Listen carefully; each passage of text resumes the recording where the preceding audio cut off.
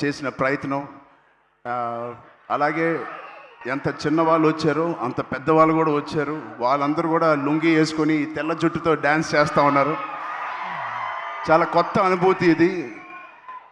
మళ్ళీ ఇలాంటి అనుభూతి వస్తుందో లేదో నాకు తెలియదు. ఈ సినిమాని ఎంత సక్సెస్ చేశారంటే రామ్ చరణ్ని మర్చిపోయి మీరు పెద్దనే గుర్తుపెట్టుకుంటారేమో భయం వేస్తుంది. నో అది ఎందుకంటే నా ఇంట్లో నేను స్వతహాగా అనిపించాను. నా బుట్టది క్లిన్కారా పెద్ద రిలీజ్ అయ్యే వరకు నానా నానా అనేది ఇప్పుడు పెద్ద అంటుంది. అలా పిల్లకే నాన్న అంటే పెద్ద నానా అంటుంది. సో నా పేరు మర్చిపోయారు, నాన్నని మర్చిపోయారు, ఇప్పుడు పెద్దయే గుర్తుంది అందరికీ. ఇంత పెద్ద బ్యూటిఫుల్ మెమరీ ఇచ్చిన బుచ్చిబాబుకి చాలా థ్యాంక్ యూ.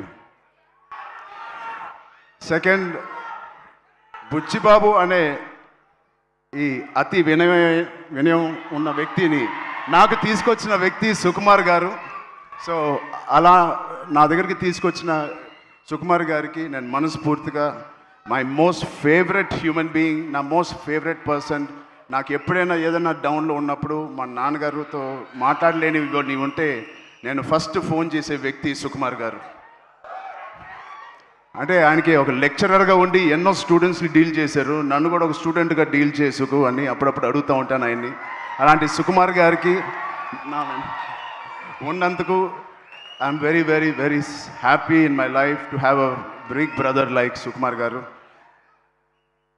మా సతీష్ గారు ఫస్ట్ ఫిలిం ప్రొడ్యూసర్ లాగా లేరు, ఎన్నో సినిమాలు ప్రొడ్యూస్ చేసినట్టు ఎంత స్ట్రాంగ్ బలమైన నాకు ఒక స్తంభం లాగా పిల్లర్ లాగా మాకు ఈ పెద్ద అనే సినిమాకు ఉన్నారు. నేను అనుకుంటా ఉండేవాడిని మొదటి రోజుల్లో ఈయన ఇంత పెద్ద బడ్జెట్ తీస్తారా లేదా అని. నేను పనిచేసిన ప్రొడ్యూసర్స్లో నాకు అందరు ఇష్టమే, అందరితో నేను మంచి ఎక్స్పీరియన్స్ ఉంది.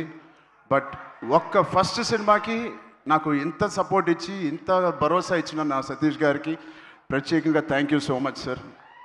I hope to do many more movies with you. Thank you so much. And 4 సినిమాలు పనిచేశాను మా రత్నవేల్ గారికి. థ్యాంక్ యూ రత్నవేల్ గారు. You made the film, the emotion and the songs and all of us look so beautiful. It all paid off when we see on the big screen, especially our Kusti shots gani, and the Delhi episode is my favorite, and you were